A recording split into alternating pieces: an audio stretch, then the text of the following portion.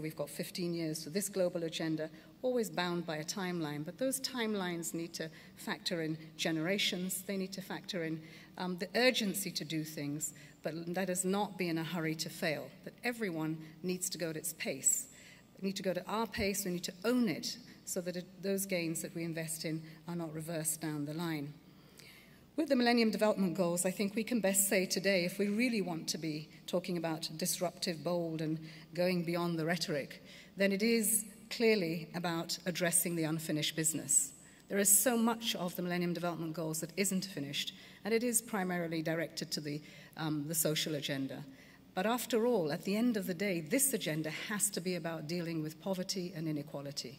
And so we have to finish the MDGs, and you will see that as I go further in this discussion as to how this is evolving in the United Nations discussion with our member states. We can already see that much of it is taking root in some countries. Today we're hearing from Trinidad how when you're looking at planning, you're also looking at sustainable development, and there are not many countries in the world that are doing that. But also that in Colombia, not long ago, as ECLAC provided a platform for us to discuss with our countries, there's a president creating a commission. As he's coming into an era of peace for his country, what he's looking at is how does he, with his vision and the plans he has for his country, the three thrusts that he has, education, social inclusion, peace, how does that fit into the Sustainable Development Framework, and put that into a commission's work to start with long before we've even gavelled the new Sustainable Development Agenda.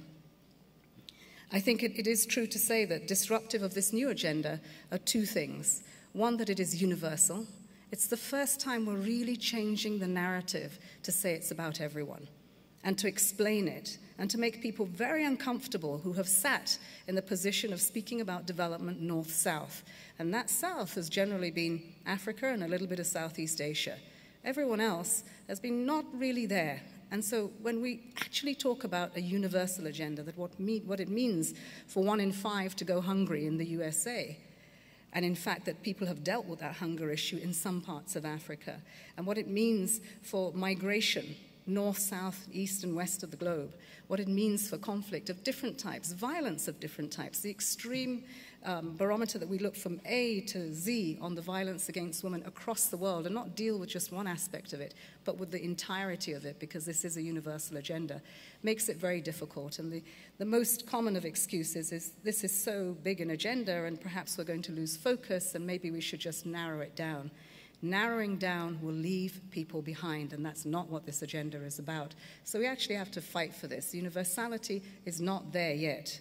And in this negotiation, as we get closer to September and the deadline, it becomes far more difficult as we discuss different aspects of it.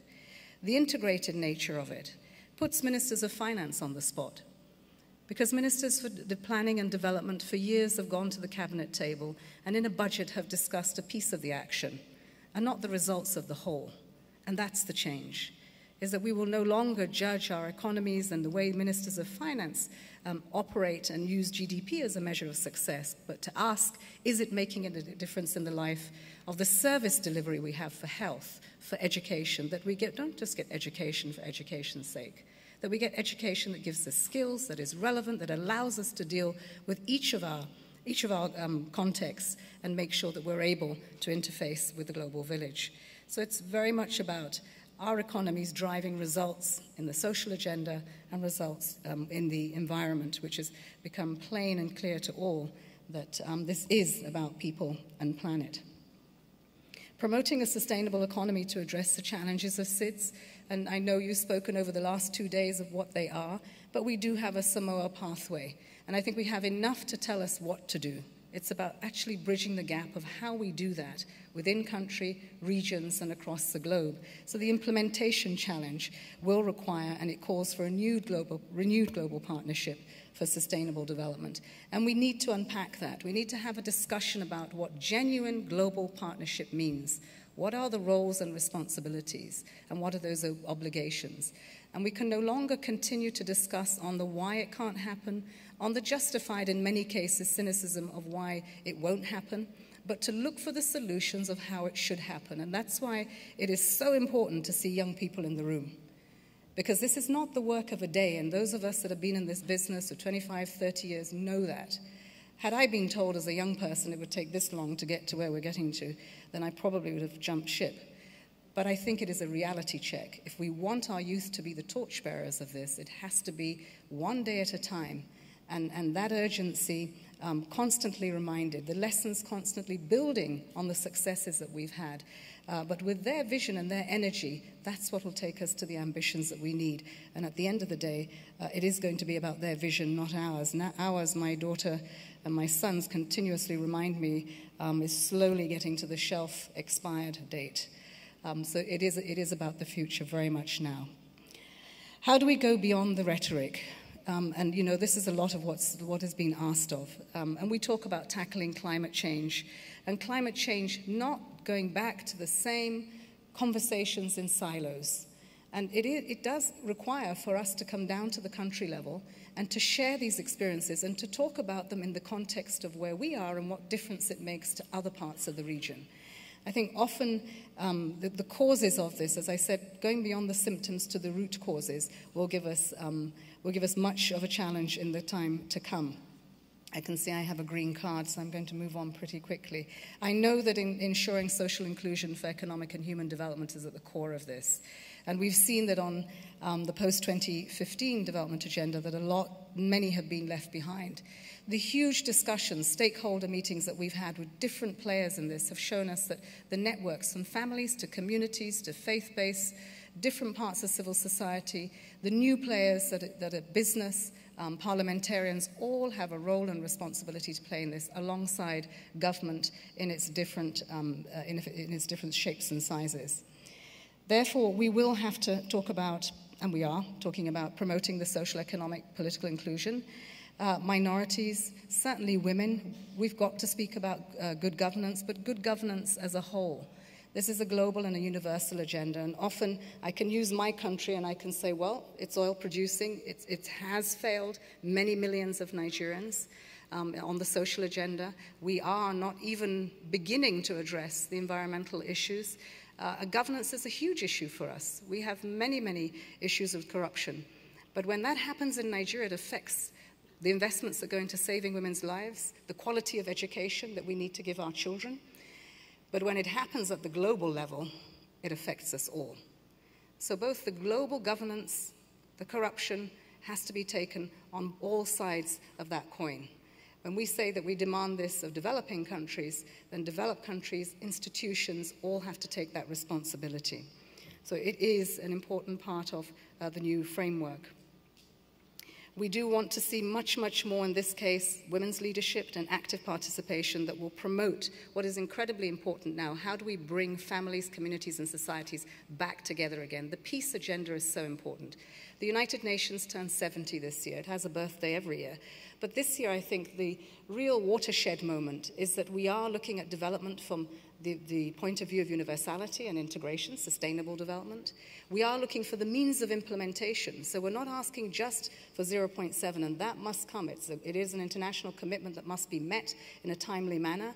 It must be focused on vulnerable and low-income countries, least developed countries, and those with special vulnerabilities. But there are the resources to manage this agenda. This agenda is not going to cost billions, it's going to cost trillions. Those trillions are available. They're locked up in private equity, they're locked up in all sorts of different places, that there are keys, there are instruments that can be made available if there is a political will to do that. So huge menu, a menu that is deserving because it actually responds to what we need to do today in our environments. A bill that can be paid for, beyond finances, technology, the capacities to do it. And then I think we have to give some really big thought to how are we going to hold to account the promises we make. And I think we've heard over the last 2 days, and certainly much more than that, about how that has failed in the past. One reminder, this is a political agenda. It is not legally binding. The MDGs were a political agenda. But because they moved hearts and minds and we could advocate at the level of the politicians to make those changes, it was effective. And this is what we need to do with this agenda, to communicate it in such a way that is an absolute no-brainer and doesn't need a law or force for it to happen. Rights of people, And when you look at some of the constraints we have, today democracy is expensive, and it's very short term for many of us that are developing. So when we talk about the 16th goal out of the 17 that we have at the United Nations so far for sustainable development, it underscores the rule of law, peace, but most importantly, institutions. If we don't invest in institutions, then we will not be able to sustain the gains that we're asking for now. And that means uncomfortable and perhaps not very attractive investments in data, in institutions to provide services for health. We had a terrible tragedy of seeing what it does, what happens to you when you face a pandemic, a health pandemic like Ebola, and the health system itself not only cannot deal with that pandemic, but it also fails because all the gains in maternal health and child health are equally lost. And so it is important that we really strengthen those institutions and that we provide the basis to do that, that this is the software and the hardware, and that when a Minister of Finance comes along, that he's not being given, or she is not being given, a choiceless choice of investing in health and education and women and nutrition, as opposed to roads and water and energy. We should be able to do all of it.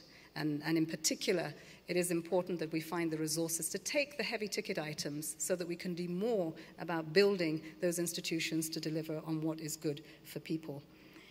Making us all fit for purpose, and I probably begin to leave you with that. Being fit for purpose, what does it mean? And every one of you has spoken about this today, as I've heard in many, many stakeholder meetings that we have been in.